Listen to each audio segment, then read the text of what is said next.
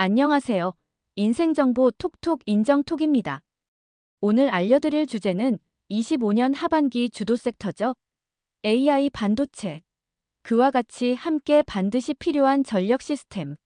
그에 관련한 국내외 주식들에 대한 이야기를 해보겠습니다. 좋아요, 댓글, 구독, 알림 꼭 부탁드립니다. 그럼 지금 시작합니다.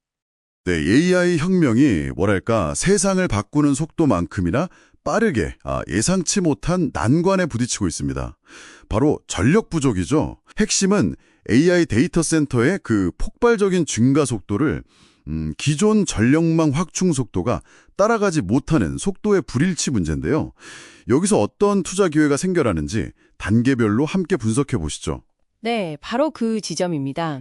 그러니까 데이터 센터는 보통 1년, 길어도 한 3년이면 구축이 가능한데 이걸 뒷받침할 전력 인프라, 예를 들어 고압송전망 같은 거는요. 규제나 부지 확보 이런 문제 때문에 최소 5년, 길게는 10년 이상 걸리거든요. 와, 1년 대 5년 이상이라니 그 차이가 엄청나네요. 그렇죠. 이 극심한 시간 격차 때문에 이제 기업들의 최우선 과제가 좀 바뀌고 있어요. 단순히 장기적으로 발전 단가, 그 LCOE라고 하죠. 이게 나절 전력보다도 얼마나 빨리 전력을 확보해서 비싼 AI 칩을 가동시킬 수 있느냐, 즉 TTP, 타임 투 파워가 훨씬 중요해진 겁니다. 자료들을 보니까 골드만삭스가 2030년까지 데이터 센터 전력 수요가 무려 165% 증가할 거라고 예측했군요. 아니, 165%면 이건 정말 엄청난 증가세인데요.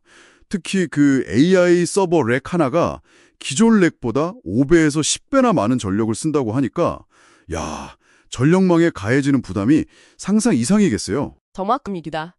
대규모 송전망 건설은 규제 승인받고 땅 구하고 환경 평가하고 이게 과정이 워낙 복잡해서 시간이 오래 걸릴 수밖에 없어요. PJM이나 SPP 같이 미국 주요 전력망 운영 기관들이 수십억 달러 투자 발표는 했지만 이게 물리적인 건설 속도의 한계는 분명하거든요. 그래서 TTP, 즉 전력 확보 시간이 핵심 경쟁력이 되는 겁니다.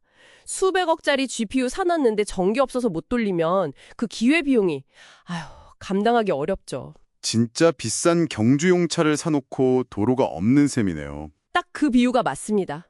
그럼 당장 전력이 급한 기업들은 어떻게 이 문제를 풀고 있을까요? 그리드 연결될 때까지 마냥 기다릴 순 없을 텐데요.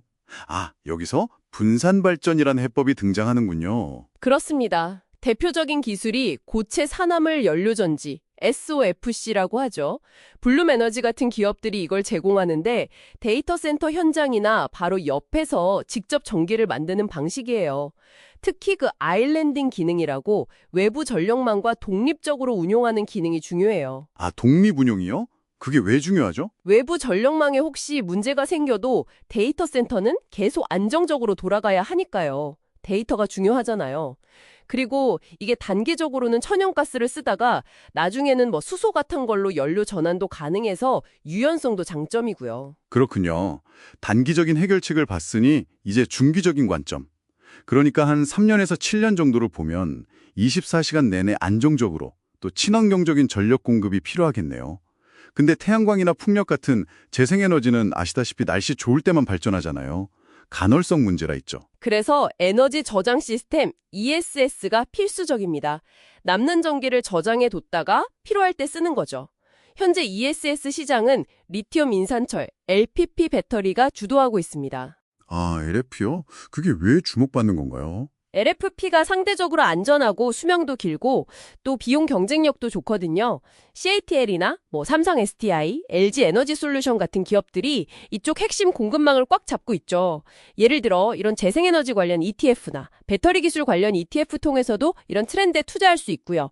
결국 중기 전략은 이 재생에너지랑 ESS를 잘 조합해서 24/7 친환경 전력 수요에 대응하는 겁니다. 네네. 그럼 이제 장기적인 관점으로 넘어가서 궁극의 해결책으로 막 거론되던 소형 모듈 원자로 SMR은 좀 어떤가요? 기용도 싸고 빨리 짓고 안전하다 이런 얘기 많았잖아요. 그게요. 기대는 정말 컸는데 현실의 벽이 좀 높았습니다. 미국에서 처음으로 상업용 SMR 프로젝트 하려던 뉴스케일의 CFP 프로젝트가 작년에 취소됐어요. 진짜요? 왜요? 예상 발전 단가가 처음 목표보다 53%나 급등했어요. MWH당 58달러 예상했는데 89달러까지 올라가 버렸고 전기를 사겠다는 약속도 충분히 못 받아냈고요. 이게 기술 승인이랑 실제 상업적인 성공 사이에는 아직 좀 간격이 있다는 걸 보여주는 사례죠. 그럼 SMR이 그렇게 유망하다더니 실제로는 비용 문제로 좌초했다는 거네요. 좀 기대감이 너무 앞서갔던 걸까요? 그럴 수 있습니다. 기술 자체의 잠자력은 여전하지만 이걸 경제적으로 또 시장에서 받아들일 수 있게 만드는 데는 시간이 좀 더 필요해 보입니다.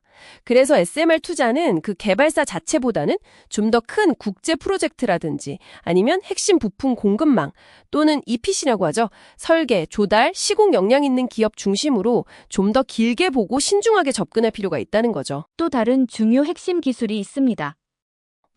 첫째는 액침 냉각이에요. 액침 냉각이요? 액체에 담그는 거요? 네, 고성능 AI 칩이 열을 어마어마하게 내뿜거든요. 기존 공냉식으로는 이제 감당이 안 돼요. 그래서 서버 전체를 특수 액체에 담가서 직접 식히는 방식인데 효율이 훨씬 높죠. 엔비디아 같은 칩 제조사들 로드맵 보면 차세대 칩은 거의 100% 액체 냉각을 염두에 두고 있어요. 2026년쯤부터는 관련 부품 수요가 폭발적으로 늘어날 겁니다. 오, 그렇군요. 그럼 두 번째는요? 두 번째는 코로케이션 데이터 센터입니다. 에키닉스 같은 기업들이 대표적인데요. 이 회사들은 여러 지역에 AI 연산에 딱 맞는 데이터 센터를 미리 지어놓고 기업들에게 공간이랑 네트워크를 빌려주는 거죠. 이들이 또 대규모 전력 확보 경쟁에서도 유리한 위치에 있거든요. 미리 전력을 확보해 놓으니까요. 그렇죠. 그러니까 마치 AI 인프라 고속도로에서 통행료 징수원 같은 역할을 할 수 있는 거죠. 안정적으로요. 오늘 이야기를 쭉 종합해보면 AI 전력 위기가 속도, 분산, 효율 이 세 가지 키워드를 중심으로 새로운 투자 기회를 만들어내고 있군요. 단기적으로는 SOFC 같은 분산 발전, 중기적으로는 ESS와 재생에너지 조합, 그리고 SMR은 좀 장기적으로 신중하게 봐야 하고요. 동시에 액침 냉각이나 코로케이션 같은 필수 인프라의 중요성은 계속 커질 거라는 거네요. 네, 핵심을 잘 짚으셨습니다. 결국 AI 시대의 승패는 단순히 칩 성능만 좋은 게 아니라 얼마나 빠르고 안정적으로 전력을 공급받고 또 그 전력을 얼마나 효율적으로 잘 식히고 사용하느냐에 크게 좌우될 겁니다. 에너지 투자의 패러다임 자체가 전통적인 비용, LCOE 중심에서 속도, TTP 중심으로 이동하고 있다는 아주 분명한 신호죠. 마지막으로 당신께 이런 질문을 던지면서 마무리하고 싶습니다.